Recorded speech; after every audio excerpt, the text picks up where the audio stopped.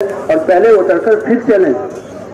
یہ بستر سر پہ رکھنا، سامان ہاتھ میں لینا، دو دو ہو کر چلنا، دعوت دیتے ہوئے چلنا، ذکر کرنا، سانسوں کا چڑھنا، پسینے کا آنا، یہ اللہ ایسے لطیف ہیں اور باریک بھی ہیں. ہر چیز کا ایک ایک ذرے کا اللہ جاتا فرمائے. اچھا بھائی، جہاں بس سے اترے یا جہاں اسٹیشن سے اترے تو ساتھیوں کو جمع کر لیا جائے. اگر ساتھی کو تقاضا کرنا چاہتے ہیں کر لیں، پھر جمع ہو جائیں. گزرنے والوں کو بھی لے آئے.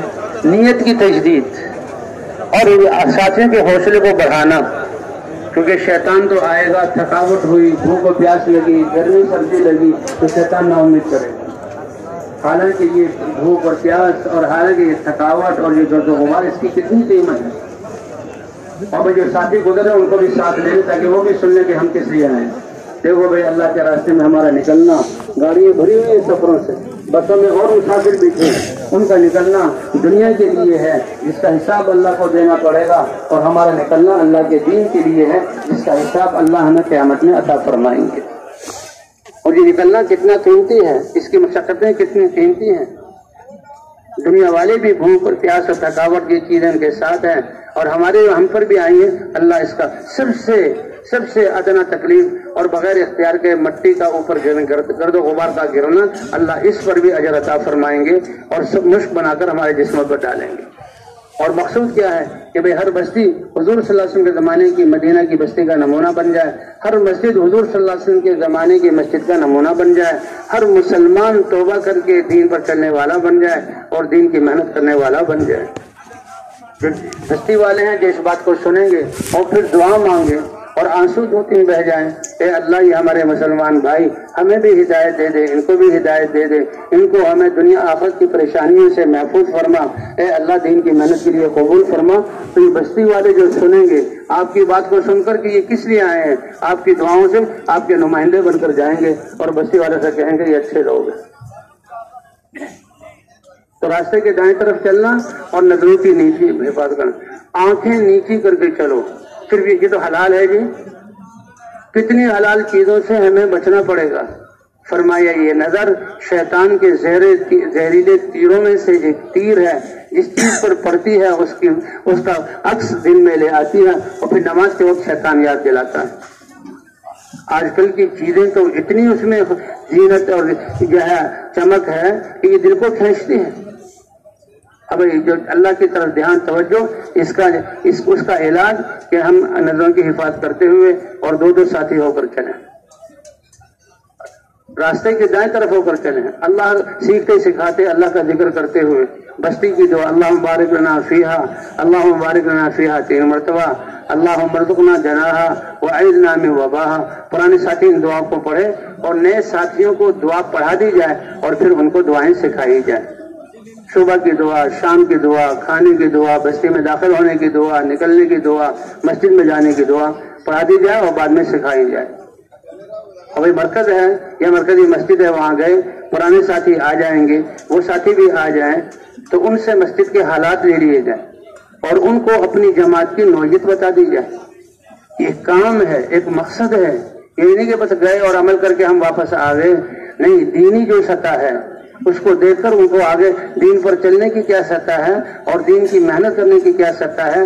دین پر چل ہی نہیں رہے تو کیسے محنت کرنے ہیں، دین پر تو چل رہے ہیں لیکن محنت نہیں ہے تو کیسے ان کو محنت پر لانا ہے اور کس سطح کی محنت ہے ان کو آگے بڑھانا ہے.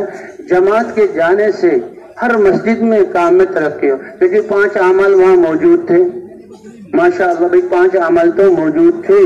آپ کے جانے سے آپ ان 5 اعمال میں ترقی ہو. سارے پرانے ساتھی جڑنے والے بن گئے اور جو جڑنے والے ہیں وہ قربانیوں میں اور صفات میں آگے بڑھ گئے. اس کی محنت کر لی. علاقے والوں سے مسجد کے حالات لے لیں اور اپنی مسجد کی جماعت کے حالات بتا دیں کس سطح. نئے ساتھیوں کی جماعت ہے تو کون سی مسجدیں، پرانے ساتھیوں کی مسجدیں جو ان کی تربیت کریں. درمیانے ساتھی ہیں، کچھ پرانے ہیں کچھ نئے ہیں تو درمیانے مساجد میں، اور اگر پرانے ساتھی ہیں تو ان کے ذریعے سے، اور بیرون کے مہمان ہیں تو ان کے ذریعے سے ایسے علاقے جہاں عام جماعتیں نہیں پہنچ سکتی. یہ ایک کام ہے، یہ ایک سوچ ہے. لیکن جماعت والے وہ اپنے ذمہ دار ساتھی وہ اپنی جو ہے جماعت کو دیکھ کر وہ مسجدوں کا انتخاب کریں گے اور ہر مسجد میں آنے کا کیا غرض و غایت ہے؟ بھائی 100% مسلمانوں سے ملاقات ہو جائے اور ان کو دین کی محنت کرنے پر آمادہ کیا جائے، اللہ کے راستے میں جہد نکالا جائے۔ جس مسجد میں جماعت گئی ہے ساری قوت اسی مسجد میں صرف کرے، اور اس مسجد کے ساتھ جو گھر ہیں وہ اگر دور بھی رہتے ہیں تو ان سے ملنے جایا جائے، لیکن اس کے علاوہ دوسری مسجدوں میں اور دوسرے علاقے والوں سے نہیں، پوری توجہ ہم نے اس مسجد پر کرنی ہے، ان پر محنت کرنی ہے۔ تو 100% لوگوں سے ملاقات ہو جائے اور نقد چلے 3 چلے کی جماعت نکل جائے۔ یہ 3 دن کی جماعت نکال دی، آج ہم اس پر بھی بہت خوش ہو رہے ہیں۔ اور بھائی 3 دن کی جماعت کا نکلنا یہ تو ان کا مقامی کام ہے۔ اگر 10 ساتھی ان کے 3 چلے والے ہیں اور جڑ رہے ہیں، چلے والے 10 ساتھی بھی ہیں، تو 5 جماعتیں مہینے میں نکلنا یہ ان کی ایک مقامی کام کا حصہ ہے، اور ہم ایک جماعت کو نکال کر خوش ہو جاتے ہیں، یعنی جو کرنا ہے وہ ہماری آنکھوں سے اوجھل ہو جاتا ہے۔ بستی والے بھی دیکھیے جماعت ماشاءاللہ آپ نے 3 دن کی نکال دی اور جماعت والے بھی خوش ہو گئے، اور بھائی کیا کیا ہے؟ تو اس لیے 5 اعمال بھی ہوں، ان کو آگے بڑھانا۔ تو ہر مسجد میں 100% ملاقات ہو جائے اور جو ہے نقد جماعت چلے 3 چلے کی نکل جائے۔ یہ جماعت کی نیت اور قربانی اور دعاؤں پر ہے، اور سارے ساتھیوں کو سارے اعمال سے گزارنا، یہ نکلنے والے ان کی بھی تربیت۔ یہ تو 3 دن کے لیے جو نکلتے تھے وہی اس کی زندگی کے بدلنے کا ذریعہ بنتا تھا۔ 3 دن میں نکل کر بھی ہم سے ایسے اعمال کروانا کہ وہ 3 چلے کی نیت کر کے آئیں۔ بھائی یہ محنت ہے، یہ حضرت محمد صلی اللہ علیہ وسلم کی محنت ہے، صدیوں سے ان میں سے چھوٹی ہے، اسی لیے حالات میں مبتلا ہے۔ 7 ارب انسانیت کا معاملہ ہے، جتنے بھی حالات اور پریشانیاں، آفتیں، بیماریاں، سب کا علاج اس محنت میں۔ یہ تو کرنے والوں پر موقوف ہے۔ اگر ہم سنجیدگی سے اور قربانی کے ساتھ اور صفات کے ساتھ کریں گے، اللہ تو ایسی قدرت والے ہیں کہ لمحات میں اللہ فیصلے فرما دیں گے۔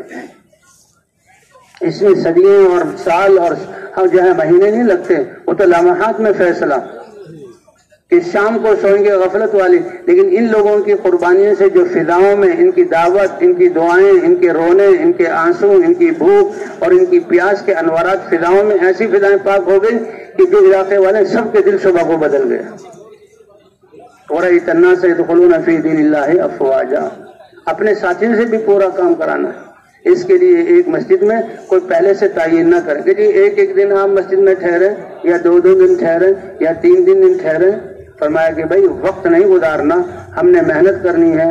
ساری تشکیلیں تقاضے 1 دن میں پورے ہو گئے تو اگلی مسجد والوں کا حق ہے، اگر 2 دن ٹھہرنا پڑا تو 2 دن ٹھہر جائیں، اور اگر 3 دن ٹھہرنے کی ضرورت پیش آئے تو 3 دن بھی، اور مجبوری کی حالت میں 4 دن انہیں پھر اگلی مسجد میں جائیں۔ کریں گے بھائی کوشش انشاءاللہ۔ اور بھائی مسجدوں میں جا کر جب مسجد میں داخل ہوں پرانے ساتھیوں کو بلا لیا جائے۔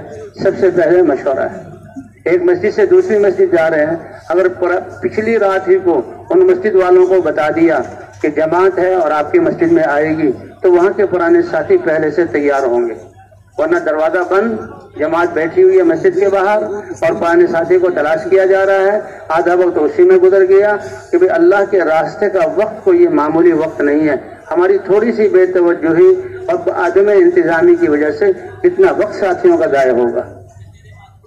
یہ اللہ کے راستے کا وقت تو بہت ہی قیمتی کہ انسان موت کے وقت میں کسی چیز کا مطالبہ نہیں کرے گا، چند سانس مل جائیں اللہ سے مانگے گا۔ اللہ فرمائیں گے یہ اتنے قیمتی تھے، بغیر مانگے 60 70 80 40 50 سال کے سانس دیے، اب تو مانگنے پر چاہے دنیا کے خزانے دے دو، ایک سانس بھی تمہارا زیادہ نہیں کروں گا۔ یہ تو مسلمان کا ایک عام حالت کا وقت ہے، اور جو اللہ کے راستے میں دیا گیا جس کی قیمت 49 کروڑ بڑھ جاتی، کروڑوں گنا بڑھتی ہے۔ ابھی اللہ کے دینے کے دہانے بہت زیادہ ہیں، کیا اشکال ہے؟ اور ہمیشہ کی زندگی میں ان نیکیوں سے فائدہ اٹھانا ہے۔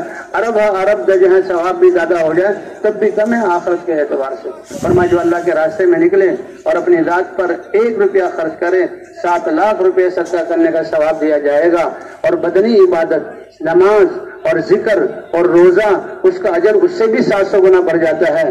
یہ حساب لگاتے رہیں، اس لیے بھی پہلے سے اطلاع ہو۔ مسجد میں جماعت، یہ مساجد اللہ کا گھر ہے، رک جائیں، اللہ کے گھر کی عظمت اپنے دل میں محبت لے کر، احترام لے کر داخل ہوں۔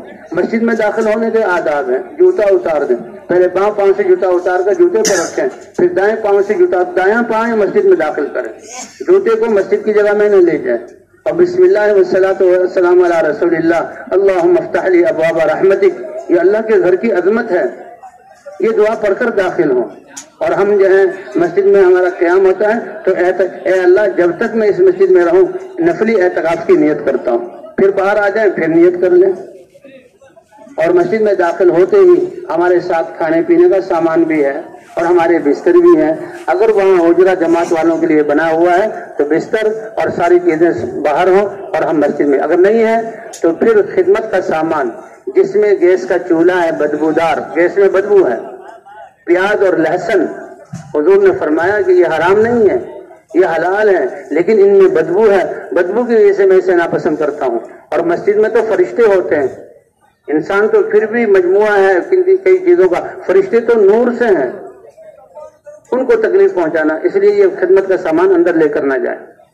اور جماعت جب اندر جائے سب سے پہلے دیکھ لے، پانی نہ ہو تو پانی بھر دے، استنجا اور وضو کرے اور صفائی کر دے، اور اس کے بعد بستر ایک طرف مرتب کر کے ایسے کہ لوگ سمجھے کہ واقعی سلیقے والے اور سیکھنے سکھانے والے بڑے عظیم لوگ ہیں، چادر سے ڈھانک دیا جائے۔ اور وضو کر کے مسجد کا حق ہے کہ 2 رکعت نماز نفل پڑھی جائے۔ اور جو ہم جس کام کے لیے آئے ہیں اللہ وہ کام لے لے، لوگوں کے دل دین کی طرف متوجہ ہو جائیں۔ ایک ایک انسان سونے اور چاندی کی کان سے زیادہ فائدہ مند ہے، جو اللہ نے اس میں خیروں کی صفت رکھی ہے وہ ہمیں وصول ہو جائیں تو پہلے اللہ کے دربار میں پیش کریں۔ اے اللہ ہم بھی سیکھنے والے، ہمیں بھی تربیت کی ضرورت، ہمیں بھی قبولیت اور شفاعت چاہیے، ہمیں بھی قبول کر لے۔ ایک ایک ساتھی کا نام اے اللہ ساتھیوں کو بھی قبول کر لے، اور اے اللہ ان لوگوں کے دلوں کو بھی دین کی طرف مائل فرما۔ دعوت اور دعا، نبیوں کی زندگی دعوت اور دعا اور تعلیم، یہ اللہ کی طرف بلا رہے ہیں، یہ اللہ والا علم سکھلا رہے ہیں، یہ دعا کر رہے ہیں، یہی چیزیں ہیں دعوت، اس کے لیے ایمان اور پھر علم اور پھر علم کو پھیلانا اور دعا۔ پہلے جماعتیں اس بات کا بہت اہتمام کیا کرتی تھی، تو 2 رکعت نفل نماز پڑھ لیں اور پھر ساتھی جو ہے آپس میں مشورے سے کے بیٹھ جائے، ساتھیوں کو اطلاع ہے تو وہ آ جائیں گے، اور ان ساتھیوں کو جماعت کی کیفیت بتا دی جائے اور پھر آپس میں مشورہ کیا جائے۔ اللہ نے یہ کام دیا، کام کے لیے مشورہ بھی دیا، کام کی حفاظت اور ساتھیوں کی تربیت اور کام والوں کی حفاظت اس مشورے میں۔ اللہ تعالیٰ نے وحی کے زمانے میں اپنے نبی کو حکم دیا وَشَاوِرْهُمْ فِي الْأَمْرِ، اے نبی آپ ان سے اپنے صحابہ کی جو ہے تسلی، ان کی حوصلہ افزائی اور ان کے دل جڑ جائیں، ایک امر پر متفق ہو جائیں، مشورہ کیجیے، مشورے سے دل جڑیں گے۔ ہر ایک ساتھی اپنے جو منہ اٹھا کر کام شروع کر دے تو کوئی کچھ کر رہا ہوگا کوئی کچھ کر رہا ہوگا، اجتماع ہوگا نہیں۔ بھائی مشورے سے باتیں ہو جائے تو بہت خیر و برکت، اس لیے جو ہے مشورہ، سارے ساتھی مشورے کے لیے جمع ہو۔ اگر وقت کم ہے تو ایک ہے اعمال کی تعیین، یہ تو تقسیم کار ہے۔ مشورہ یہ ہے کہ لوگوں کے حالات، ان سے ملنا اور ان کو دین کی طرف بلانا، دین کی محنت میں نکالنا، سارے عالم کو سامنے رکھ کے، یہ بہت بڑا عمل ہے۔ ذمہ دار